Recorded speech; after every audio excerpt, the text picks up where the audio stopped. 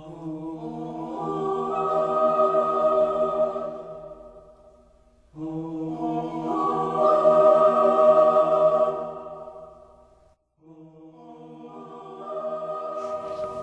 primeiro ensaio do Madrigal Ars Viva, o Klaus chega e assim de cara, naturalmente depois de esquentar um pouco as nossas vozes, fazer um pequeno teste assim de naipes, verificar sopranos, contraltos, tenores e baixos, mas em vez de ele dar assim uma peça levezinha, meio água com açúcar, ele dá de cara a La Riva del Tebro, simplesmente de Palestrina, da Renascença.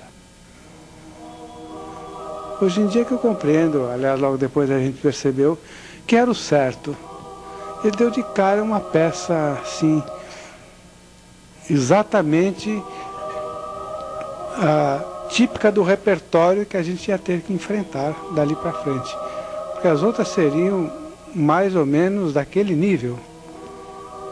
E o Klaus, aliás, era a nossa intenção, exatamente ter um madrigal do mais alto nível dentro do Brasil. Mesmo porque era um madrigal que tinha dentro dele não só musicistas assim, da cidade e a regência de uma figura da estatura do Klaus Dieter, mas também tinha dois compositores cantando no coro, que eram eu e o Willy Correia de Oliveira. E o Klaus sabia e queria exatamente, como ele já vinha fazendo com o seu conjunto coral de câmara em São Paulo, queria divulgar a nossa música. E ele estava bem a par que a gente entrava numa fase de música experimental.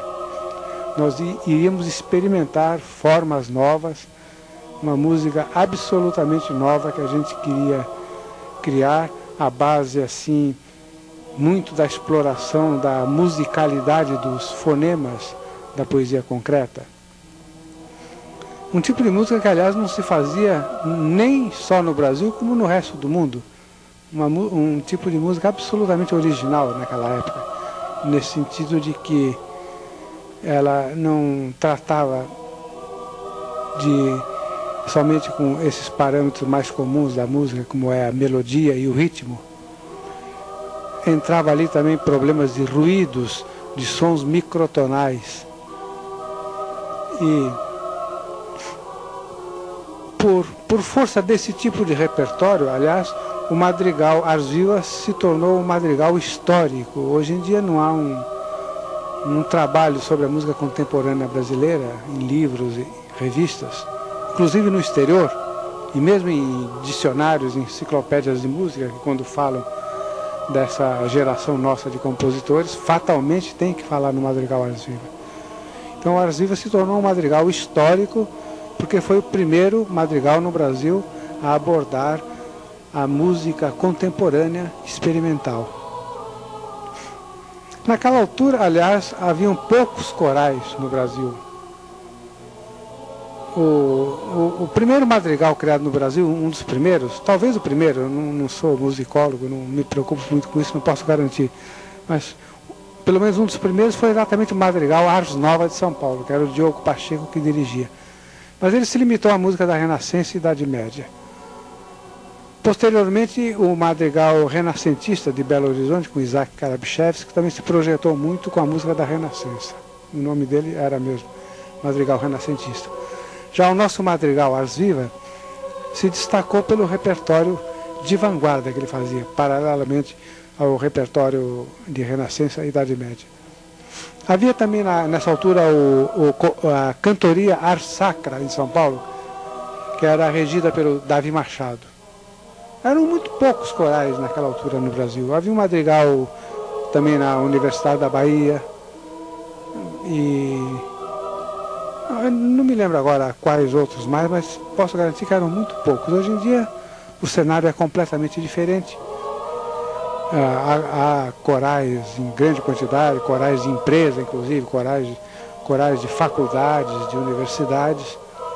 A música coral está muito difundida, mas só que, de certo modo, desvirtuada, porque entramos numa era assim, só de predominância de arranjos de músicas populares. É interessante que se faça isso também. Aliás, o madrigal Ars Viva também foi pioneiro nesse sentido. Lembro-me do concerto em que fomos um dos primeiros corais, se não o primeiro, que cantou arranjos do Damiano Cotzella, de músicas naquele período da bossa nova brasileira. Mas a gente cantava isso na devida proporção. Uma ou duas peças de um concerto poderiam ser arranjos dessa natureza, de música popular. O resto era basicamente música coral composta por compositores da Renascença, da Idade Média, do período romântico, como Brahms, por exemplo, e do período moderno, como Debussy, Stravinsky, Bartók, e naturalmente da música brasileira, da nossa música, a minha, do Vire, e também da Escola Nacionalista. Cantávamos também Oswaldo Lacerda, cantávamos também Camargo Guarnieri e outros compositores. Agora, o Madrigal realmente pegou um grande nome naquela altura, com essa divulgação da música de vanguarda. Nome esse que depois correu a América do Sul, digo, numa memorável excursão que ele fez ao Chile, Uruguai, Argentina e Peru, em que exatamente levou a música brasileira, juntamente com a música da Renascença e Idade Média.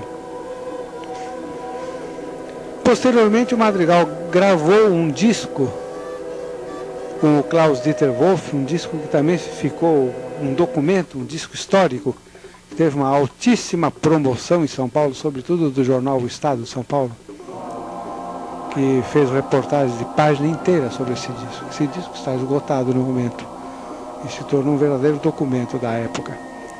Esse disco foi tão importante que uma editora de discos do Uruguai, especializada em música contemporânea, aproveitou desse disco 2 faixas de obras minhas, no caso, o Vai e Vem e o Beba Coca-Cola. Beba Coca, Babicola, Cacu, Cacu, Cola, Beba Coca-Cola. Babicola, Cacu, Cacu, Cola, Beba Coca-Cola. Beba Coca-Cola, Babicola, Beba Coca, Babicola, Cacu, Cacu, Cola, Beba Coca-Cola, Babicola, Beba Coca-Cola, Beba, Beba, Babicola.